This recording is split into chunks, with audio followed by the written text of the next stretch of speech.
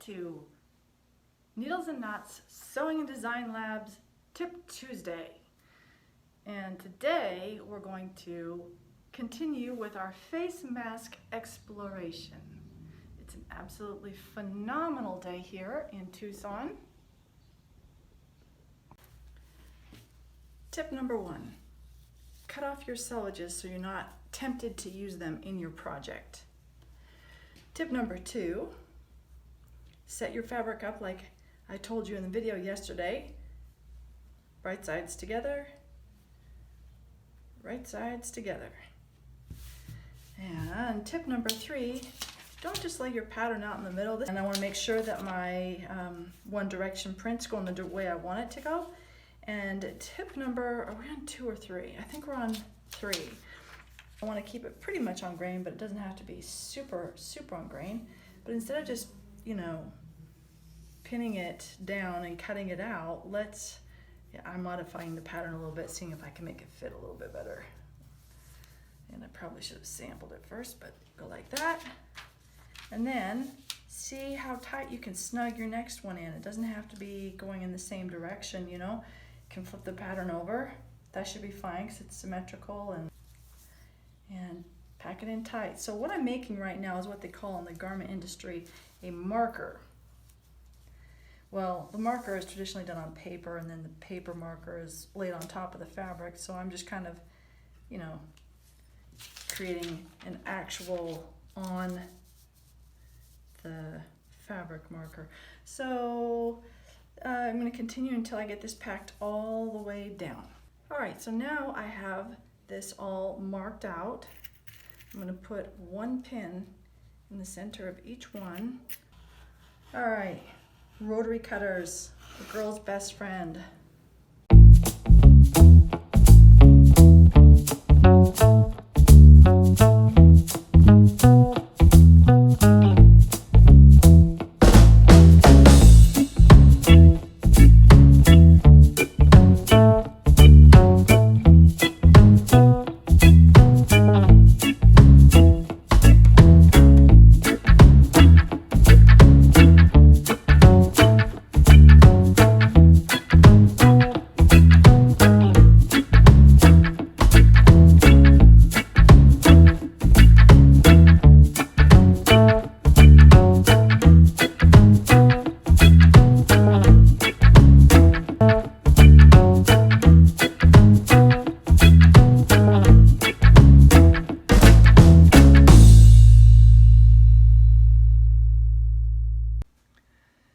Tip Tuesday, tip number 4. I think around 4. I think I've given a lot more tips than that, but I'm calling it 4. Tip number 4, chain sewing. Basically, I'm going to be sewing these at 1/4 of an inch, right? I've got it all set up so it should open up perfectly when I'm done.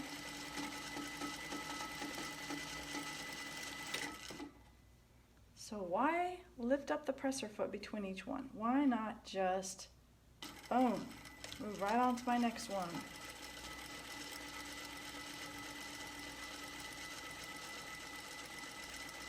That one's out there doing its own thing. It's just fine. It doesn't need to be detached. Doesn't matter if I'm sewing these from the top to the bottom or the bottom to the top.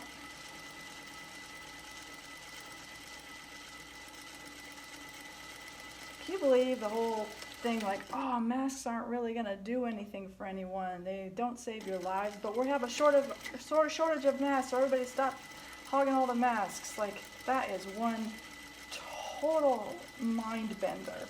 So, number 1, masks are great at keeping you from touching your face, right? If you've got a mask on, you're not going to touch your nose and you're not going to touch your mouth. Good. Shouldn't be doing that in public, right? If you happen to sneeze while you're in public, a mask is going to help keep your goobers contained to your own face instead of everybody else's, which is a really great thing, with or without this virus. Thank you very much. And then lastly, a friend of mine in Australia, hi Sam, sent me a funny. She's like, it's really great for social distancing because when you wear a mask in public, everybody stays away from you. Totally funny. Anyways, we sewed up 6 masks.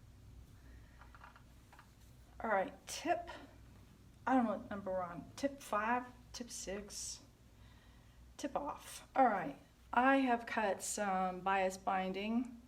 I'm going to start with this side. I'm going to sew it at 1/4 of an inch.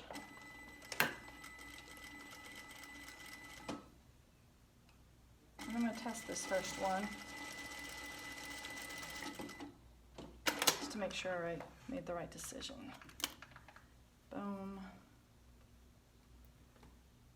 Boom.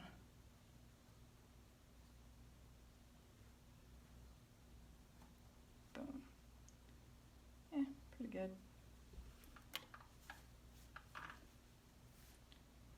And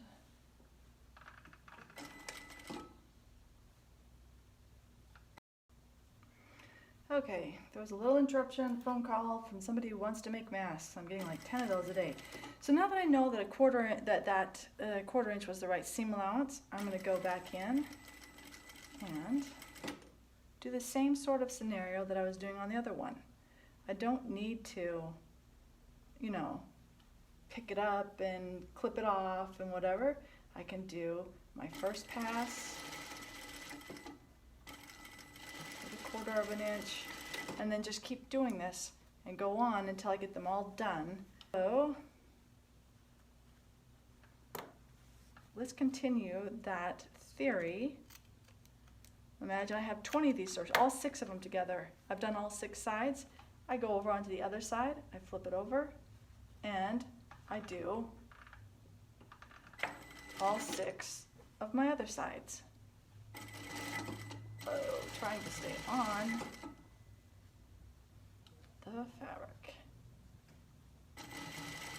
And you can see how this can get really quick and efficient. And sometimes precise and sometimes not quite as separate.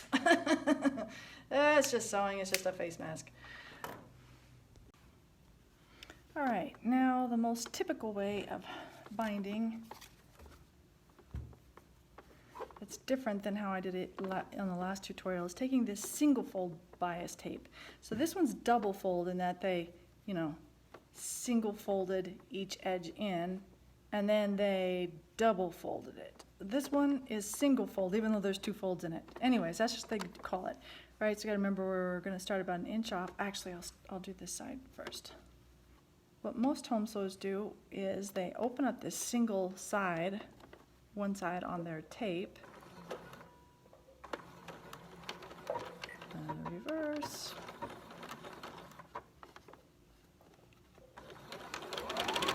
And sew in that ditch.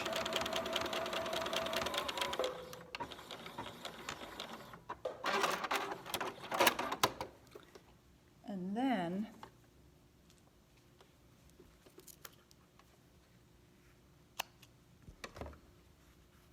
go over to the other side. It's already kind of pre-folded here for you. Wrap it around and take it just past your first stitch.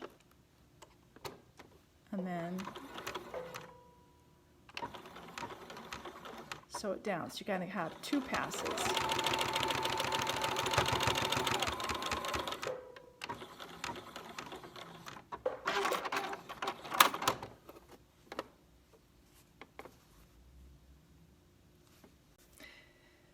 The best way of doing this is with a professional binding foot. So if you see over here, I have my binding on a roller. These are the guides that guide the binding through. This is another set of guides that guides the binding, and